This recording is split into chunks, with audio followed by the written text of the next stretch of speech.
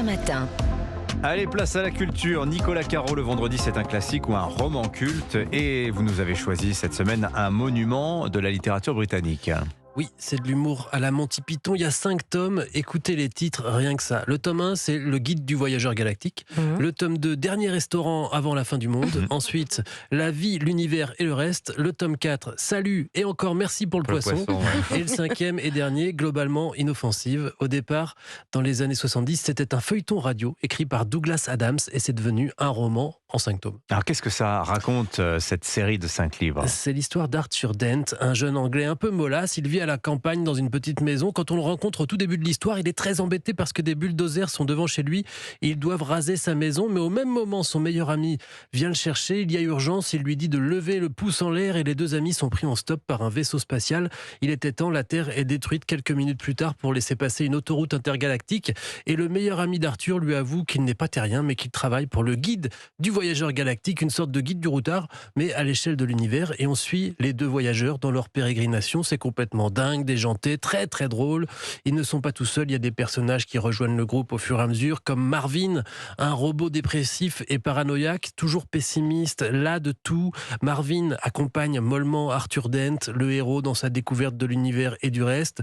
Mais capacités intellectuelles de toutes sortes, dit Marvin, donc un robot avec une intelligence artificielle, mes capacités intellectuelles sont aussi illimitées que l'espace lui-même, si l'on ne tient pas compte bien sûr de mon aptitude au bonheur. Dans ce domaine, mes capacités pourraient tenir à l'aise dans une boîte d'allumettes sans qu'il soit même besoin de la vider. On va visiter toute la galaxie comme ça. On tombe sur des espèces extraterrestres étranges. Heureusement, il y a les articles du guide qui nous renseignent. On visite les planètes. Par exemple, un jour, on se retrouve sur une planète sur laquelle tourne un ordinateur géant censé donner la réponse au sens de la vie. Ça, c'est très Monty Python, ça. Ah bah oui, ça fait 7 millions d'années qu'il travaille, qu'il calcule, et ça va être maintenant. Il va donner la réponse. Autant vous dire qu'il y a foule.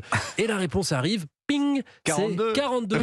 C'est la réponse ultime au sens de la vie, c'est la réponse, c'est 42. Le problème, c'est qu'on n'a pas la question, qui a pourtant bien plus important, c'est l'ordinateur se remet à tourner pour trouver la question. Voilà, le guide du voyageur galactique H2G2. Et c'est pour ça qu'il y a l'école 42, quand vous voyez le chiffre 42, c'est une référence au guide du voyageur galactique. Voilà, H2G2 pour les intimes, ce guide du voyageur galactique signé Douglas Adams. C'est vrai que ça, c'est parfait pour le week-end de la Pentecôte qui s'annonce. Allez, place à la musique. Stéphanie Loire, l'un des artistes les plus populaires de la scène pop-rock française, est de retour avec un nouveau titre. Et c'est Calogero qui a publié Le Hall des départs, un single romantique extrait de son prochain album à paraître en septembre prochain. En attendant ce 9e album qui va s'appeler Amour, Calo nous offre un duo avec sa parolière Marie Poulain qui prouve qu'elle sait chanter.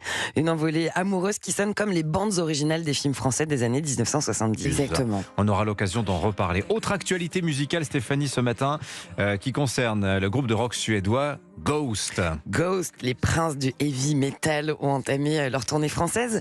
Ils sont ce soir au Zénith Arena de Lille pour donner un grand show à l'américaine. La semaine dernière, ils publiaient Phantomine, un EP composé de reprises qui empruntent au répertoire d'Iron Maiden, de Television, de Genesis ou encore à celui de la reine du rock qui vient de s'éteindre, Tina Turner, avec cette version de We Don't Need Another Hero.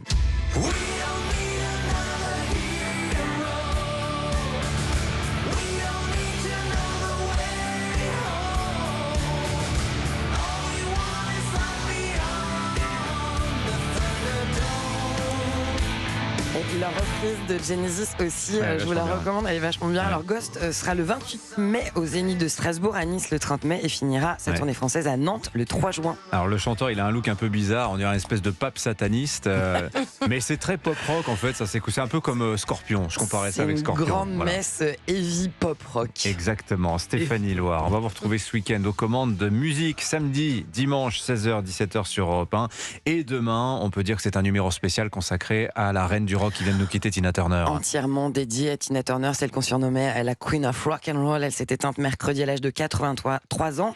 Tina Turner a forgé sa légende avec d'immenses tubes tels que Proud Mary, morceau initialement composé par Creedence Clearwater Revival.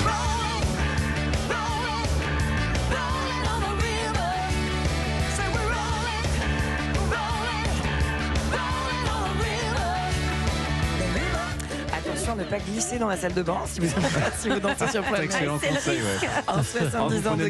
Prenez n'importe lequel de Tina Turner, ça marche toujours. C'est efficace. En 70 ans de carrière, elle nous laisse pléthore de tubes qu'on va prendre plaisir à écouter sur Europe 1 dès 16h dans Musique. Voilà, ça c'est pour demain et dimanche avec Lubertignac et la chanteuse britannique Katie Melua. Sacré programme. À la semaine prochaine. Merci. Je vous ai pas demandé, Nicolas, vous au programme ce dimanche. Je vais visiter la bibliothèque d'Alain Baraton, le jardinier de Versailles, à Versailles. Chic aussi. Ouais. Et ça, c'est dimanche 14h. Et je peux vous dire que on était dans la chambre où dormait Molière. C'est là où sont les livres d'Alain Baraton, parce que c'est son appartement de fonction. Eh ben, rendez-vous est pris. Merci beaucoup à tous les deux. Merci pour toutes ces belles découvertes. À la semaine prochaine.